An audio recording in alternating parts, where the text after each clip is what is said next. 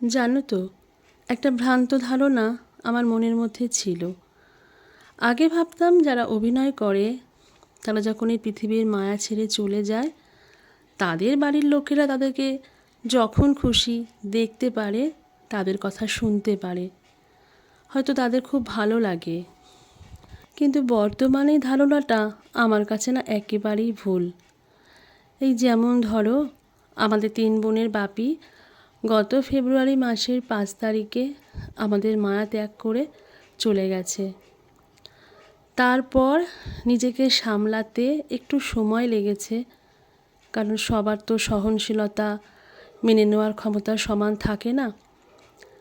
বাবা মাকে সবাই ভালোবাসে, এ বিষয়ে কোনো দ্বিধা নেই। তবু বাবা মাকে হারানোর পরে নিজেকে সামলানোর ক্ষমতা সবার সমান থাকে না। আর চিরসত্য একটা কথা, ওই যে সময় সব কিছুকে ভুলিয়ে দেয়।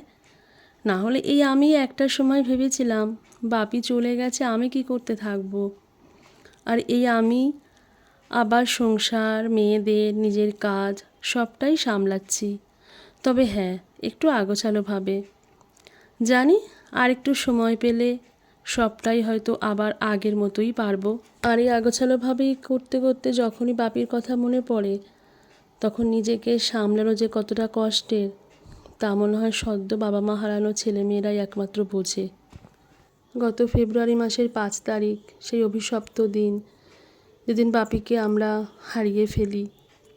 আর এটা ঠিক তার দিন 7 আগে আমার বাড়িতে এসেছিল সেদিনকার করা ভিডিও। তারও আগে আমার বড় মেয়েকে কলেজে অ্যাডমিশনের দিনকে বাপিকে নিয়ে গেছিলাম সঙ্গে, সেই দিনকার এইটা হলো ভিডিও। আর এটা লাস্ট ভিডিও, যেদিন বাপিকে নিয়ে গেছিলাম নর্মাল ডাক্তারের কাছে চেক আপ করানোর জন্য।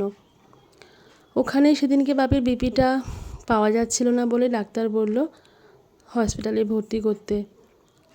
তো আমরা নারায়ণা হসপিটালে ভর্তি করলাম, ভাবলাম কিছুদিন থেকে সুস্থ করে বাড়িতে নিয়ে আসব। কিন্তু ওই যে সময় কখন কার জীবনে কিভাবে আসবে সেটা তো আমরা কেউ জানি না।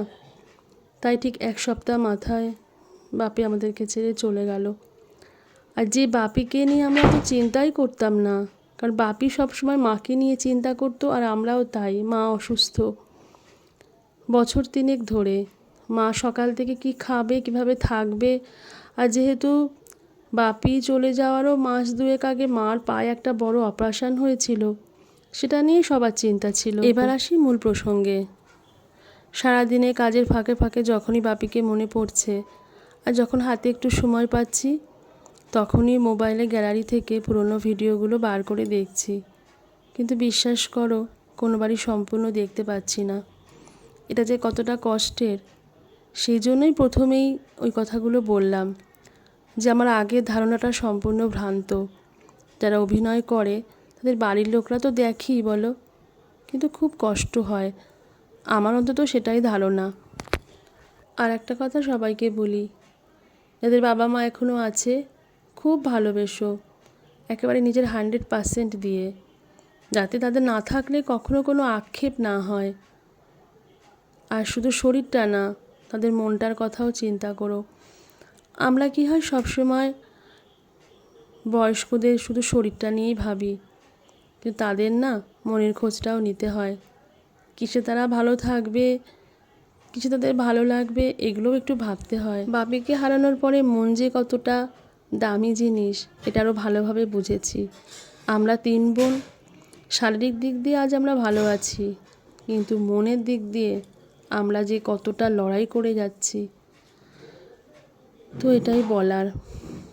সবাই ভালো থেকো, আর একটু প্রার্থনা করো আমার মায়ের জন্য, কারণ বাপি বিশাল দায়িত্ব দিয়ে গেছে আমাদের 3 বোনের উপর, মাকে সুস্থ করার।